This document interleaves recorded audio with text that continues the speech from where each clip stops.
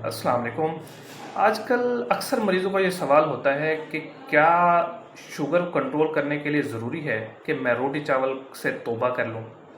ऐसा नहीं है। देखिए, आजकल इस चीज़ को पोर्ट्रे किया जा रहा है, इस तरह समझाया जा रहा है कि जी ये एक नया कॉन्सेप्ट आ गया है। जैसा कि आज तक किसी डॉक्टर को इसका पता ही नहीं था कि ना ये चीज़ पॉसिबल ही है।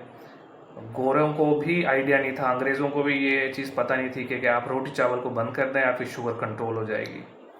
इस पर मतलब ये बहुत पुराना कॉन्सेप्ट है। इस पर अच्छी खासी रिसर्चेज हो चुकी हैं, गोरे इस पर अच्छा खासा काम कर चुके हैं। देखें, जब भी हम कहते हैं ना कि मैंने किसी चीज़ का कोई इलाज है, मतलब फॉर एग्जांपल मैं कहना चाह रहा हूँ कि मैंने शुगर का इलाज एक बना लिया है, तो उसके ना उसमें दो चीज़ें लाजमी होनी चाहिए।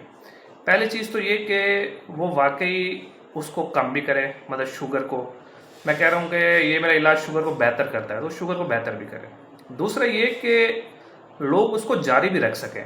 ये ना हो कि आपने 100 लोगों को ये दवाई शुरू की, उसमें सिर्फ 5 लोग ही उसको जारी रख सके, 95 लोगों ने उसको छोड़े, तो ऐसे इलाज की कोई वैल्यू नहीं है।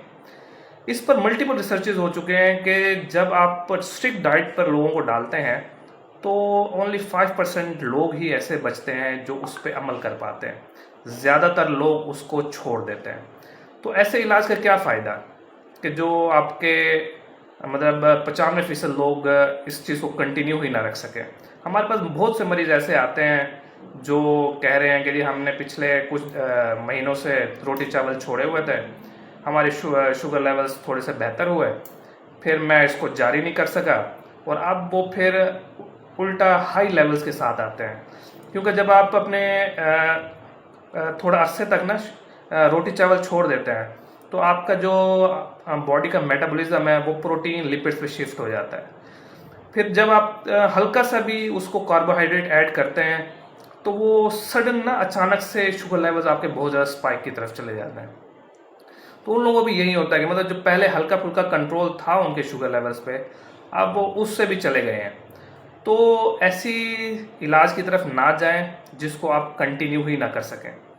जो हम हैं, हम लोग कहते हैं कि पोर्शंस को लिमिट करें लेकिन किसी चीज़ को बंद ना करें, ताकि एक ऐसी लाइफस्टाइल की तरफ आएँ जिसको हम कंटिन्यू भी कर सकें आगे। ऐसा ना हो कि अगले 2 महीने तो हम कंटिन्यू करें, उसके बाद फिर कहानी ख़त्म हो जाए। तो कोशिश करें मुतवाज़न ग़िज़ा की तरफ आएँ, डेली की एक्सरसाइज करें, चीज़ें खुद ब खुद आपके शुगर लेवल्स बेहतर होना शुरू हो जाते हैं। अगर आपसे इससे मुताल्लिक़ कोई मज़ीद सवालात हैं तो आप हमसे पूछ सकते हैं कमेंट्स में। डॉक्टर मोहम्मद अनीस मुमताज़ को इजाज़त दें। अल्लाह हाफ़िज़।